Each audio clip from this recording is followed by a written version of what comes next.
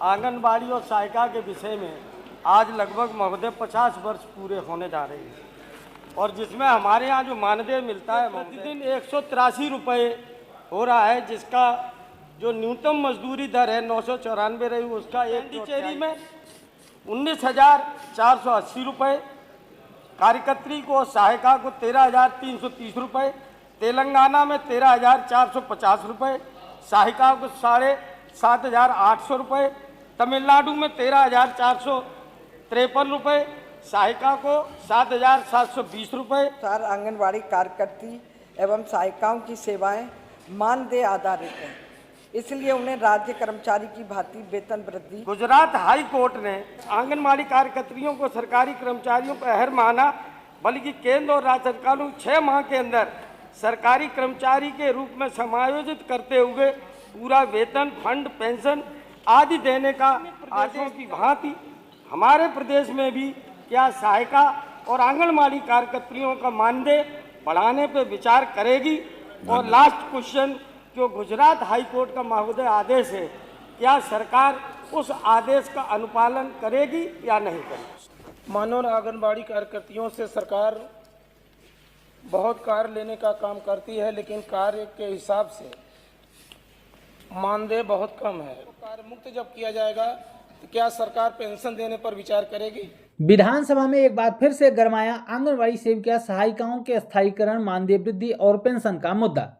विपक्ष ने इसको लेकर सरकार को घेरने का पूरा प्रयास किया, कड़े सवाल दागे गए हैं। उसके बाद उन सवालों के जवाब में मंत्री जी ने क्या कुछ जवाब दिया है, आज की इस वीडियो के माध्यम से आप सभी देख पाएंगे। तो आइए वीडियो को देखते हैं और जानते हैं कि कौन से विधायक के द्वारा आंगनबाड़ी बहनों के मुद्दे को लेकर कौन सा सवाल किया गया है और उन सवालों के जवाब में मंत्री महोदया ने क्या कुछ कहा है, क्योंकि सवाल कई किए गए हैं। हाई कोर्ट के फैसले को लागू कराने के संबंध में भी सवाल किया गया है, मानदेय वृद्धि को लेकर भी सवाल किया गया है। पूछा गया है कि क्या अन्य राज्यों की तरह यहां पर भी आंगनबाड़ी बहनों के मानदेय को किया जाएगा। पेंशन को लेकर सवाल किए गए हैं, तमाम सवाल किए गए हैं। तो उन सवालों के जवाब में मंत्री महोदया ने क्या कहा है, क्या सही जवाब दिया है, जो सवाल किया गया उसी का जवाब दिया है, या फिर सिर्फ घुमाने का काम किया गया है। आइए इस वीडियो के माध्यम से देखते हैं। वीडियो को ध्यानपूर्वक देखिएगा।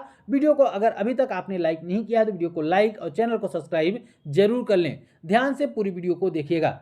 इंजीनियर ब्रजेश कठेरिया। अध्यक्ष जी, आपने मुझे अनुपूरक पूछने का समय दिया, इसके लिए धन्यवाद। मेरा बहुत ही महत्वपूर्ण विषय है, जो अभी माननीय विधायक जी ने भी विषय रखा था। माननीय आंगनबाड़ी और सहायिका के विषय में आज लगभग महोदय 50 वर्ष पूरे होने जा रहे हैं और जिसमें हमारे यहाँ जो मानदेय मिलता है महोदय 5500 रुपये, जिसके प्रतिदिन 183 रुपये हो रहा है, जिसका जो न्यूनतम मजदूरी दर है 994 रही, उसका 1/4, और सहायिका को 2750 रुपये प्रतिदिन लगभग 91 रुपये पड़ते हैं, जो न्यूनतम मजदूरी दर का लगभग 8वां हिस्सा पड़ता है। जो न्यूनतम मजदूरी दर सेंट्रल गवर्नमेंट की है, उसमें अकुशल श्रमिकों के 783 रुपये, अर्धकुशल 868 रुपये, कुशल श्रमिक 954 रुपये, अति कुशल श्रमिक 1035 रुपये। हमारी माननीय मंत्री जी ने स्पष्ट जो जवाब दिया, अभी हमारे माननीय विधायक जी ने बोला था, महोदय जहां हमारे यहाँ इतना कम पैसा मिलता है, वहीं पेंडिचेरी में 19,480 रुपये, कार्यकर्त्री को सहायिका को 13,330 रुपये, तेलंगाना में 13,450 रुपये, सहायिका को 7,800 रुपये, तमिलनाडु में 13,453 रुपये, सहायिका को 7,720 रुपये, केरल में 13,000 रुपये, सहायिका को 8,750 रुपये, हरियाणा में 12,661 रुपये, सहायिका को 8,781 रुपये।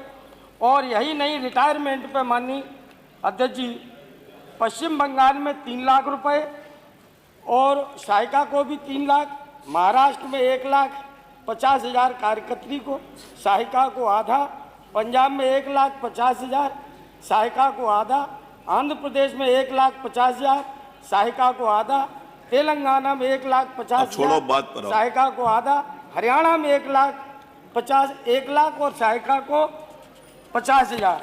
महोदय यही नहीं, एक भी 30 अक्टूबर 24 को गुजरात हाई कोर्ट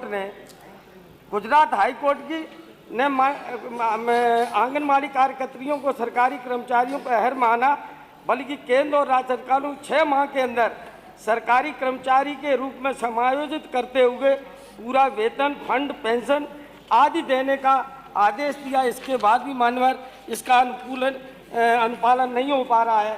मैं आपके माध्यम से माननीय मंत्री जी से जानना चाहता हूं कि महोदय, आंगनबाड़ी कर्मचारियों को पेंशन, भविष्य निधि की व्यवस्था अन्य राज्यों की भांति हमारे यहाँ मिलेगी या नहीं मिलेगी? दूसरा मेरा अनुपूरक, क्या सरकार आंगनबाड़ी कार्यकर्तियों की भर्ती के लिए राज्य स्तरीय आयोग बनाने पर विचार करेगी?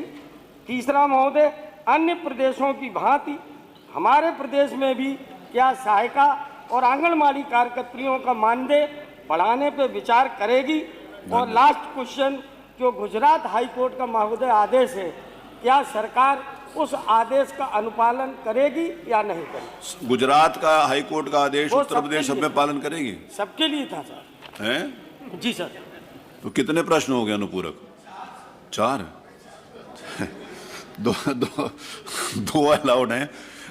मंत्री जी दे दीजिए उत्तर, जो रेलेवेंट पोर्शन उसका उत्तर दीजिए, जो आप समझते हो कि रेलेवेंट है उसका उत्तर दीजिए। जो आपने सवाल किया है मैं उसी का जवाब दे रही हूँ। हाँ, जो रेलेवेंट पोर्शन उसका उत्तर।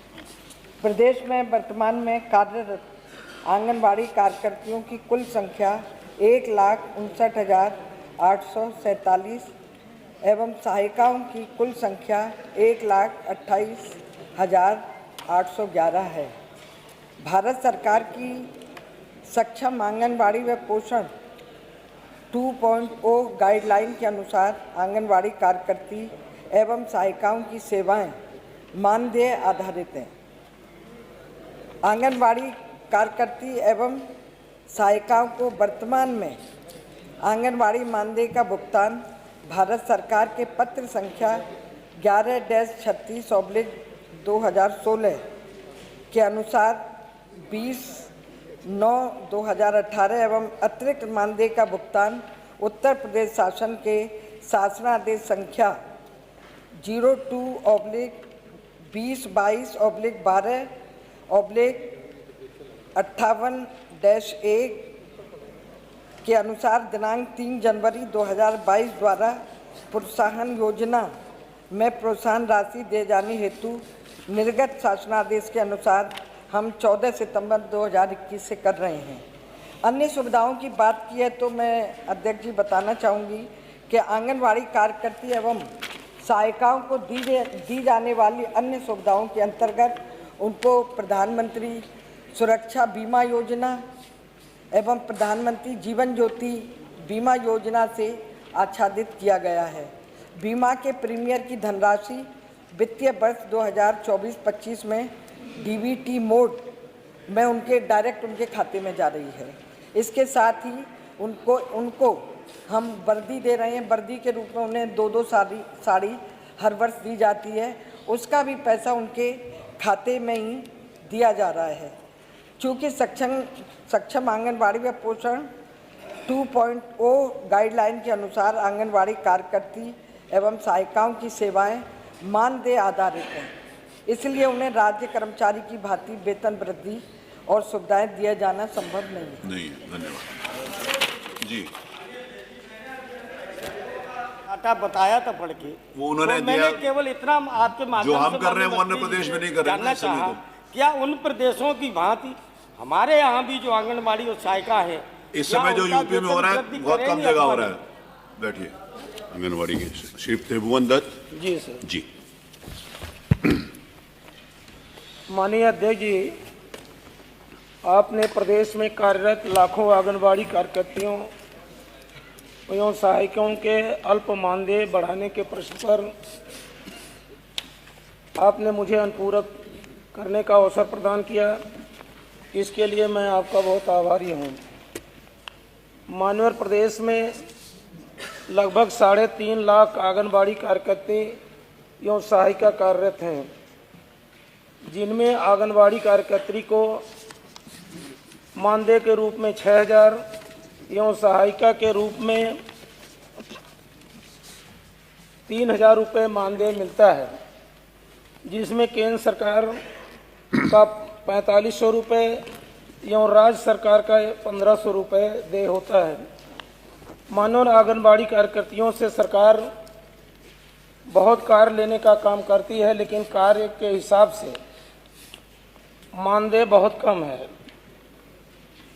इनके काम जिसमें 3 वर्ष से 6 वर्ष के बच्चों को पूर्व प्राथमिक शिक्षा देना, स्कूल जाने के लिए प्रोत्साहित करना, 6 वर्ष से कम उम्र के बच्चों को कुपोषण से बचाना एवं उनका देखभाल करना तथा पौष्टिक आहार उपलब्ध कराना तथा मान्यवर समय समय पर बच्चों को टीकाकरण कराना और कृमि की रोकथाम के लिए दवा उपलब्ध कराना, गर्भवती व नर्सिंग महिलाओं की देखरेख करना एवं टीकाकरण में सहयोग करना। वो उनके काम है, ठीक है, आगे पूछिए। जी मानो वो तो उनके काम निर्धारित हाँ, है। पूरा आप मानो पूछिए। महिलाओं को उनको ये काम करना है। उनकी ग्राम पंचायत के चिन्हित क्षेत्र जिसमें आंगनबाड़ी केंद्र संचालित होता है, वहाँ का सर्वेक्षण करके बच्चों को शिक्षा के प्रति जागरूक करना एवं कुपोषित बच्चों, गर्भवती धात्री महिलाओं का चिन्हीकरण करना तथा उनके स्वास्थ्य की नियमित जांच करना, बच्चों के वजन की माप करना तथा उनका रिकॉर्ड रखना। ये सबको मालूम है कि उसका आंगनवाड़ी कार्यकर्ती के ये काम होते हैं जो आप गिना रहे हो। विषय यह है कि जो आपके पास उत्तर आया, आप जो उत्तर जो अनुपूरक किया जाता है वो घर से जो भाषण लाते हैं उसको पढ़ने का नहीं होता। अनुपूरक किया जाता है जो आपके डिवाइस के ऊपर जो उत्तर आता है उसके ऊपर आपको कोई प्रश्न पूछना उसको होता है, उस पर कुछ पूछ लीजिए प्लीज। जी मानो ये तो मालूम ही है कि सबको कि उनके क्या काम है, क्या दायित्व निर्धारित है। आंगनबाड़ी कार्यकर्तियों को बीएलओ का संपूर्ण कार्य कराना, जैसे मतदाता सूची का पुनरीक्षण, पामार्जन, संशोधन आज जैसे कार्य मानवर किए कराए जाते हैं। ठीक है, आप बहुत अच्छे हो। लेकिन मानवर उनकी कार्य के हिसाब से उनको मान कार्य मुक्त कर दिया जाता है। मानवर मेरा अनुपूरक है, इनको आजीवन सेवा करने का अवसर प्रदान किया जाएगा। यदि नहीं तो इनको कार्य मुक्त जब किया जाएगा तो क्या सरकार पेंशन देने पर विचार करेगी? माननीय मंत्री जी। माननीय मंत्री जी से उत्तर चाहिए।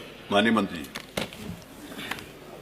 माननीय अध्यक्ष जी, आपका जो सवाल है उसका उत्तर मैं दे रही हूँ कि भारत सरकार की सक्षम आंगनवाड़ी व पोषण 2O गाइडलाइन के अनुसार आंगनवाड़ी कार्यकर्तियों की सेवाएं मानदेय पर आधारित है।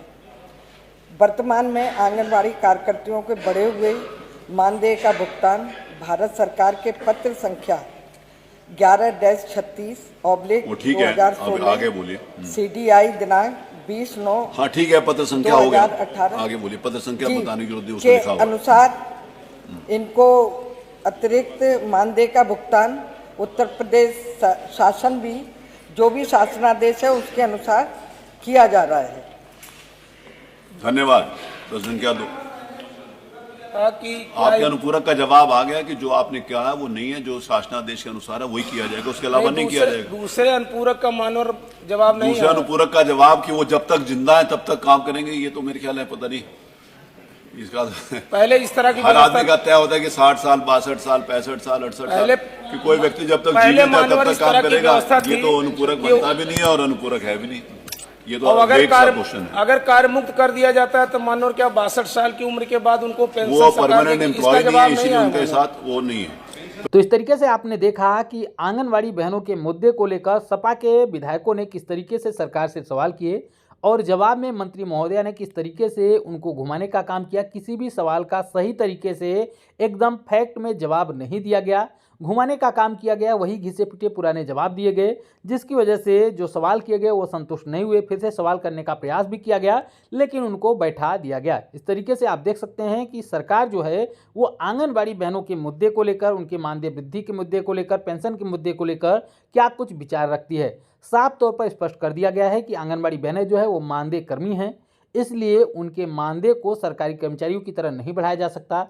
इसके अलावा पेंशन को लेकर जो भी सवाल किया गया तो उस पर भी कहा गया कि ये स्थायी कर्मचारी नहीं है, परमानेंट कर्मचारी नहीं है, इसलिए इनको पेंशन वगैरह नहीं दिया जा सकता। इस तरीके से सरकार का पूरा जवाब है। इस पर आपकी क्या राय है? आप अपने विचार को कमेंट बॉक्स में जरूर व्यक्त करिएगा और हम इसी तरीके से आप सभी तक जानकारियाँ पहुंचाते रहेंगे। तो आपने अभी तक अगर चैनल को सब्सक्राइब नहीं किया है तो चैनल को सब्सक्राइब जरूर कर लें।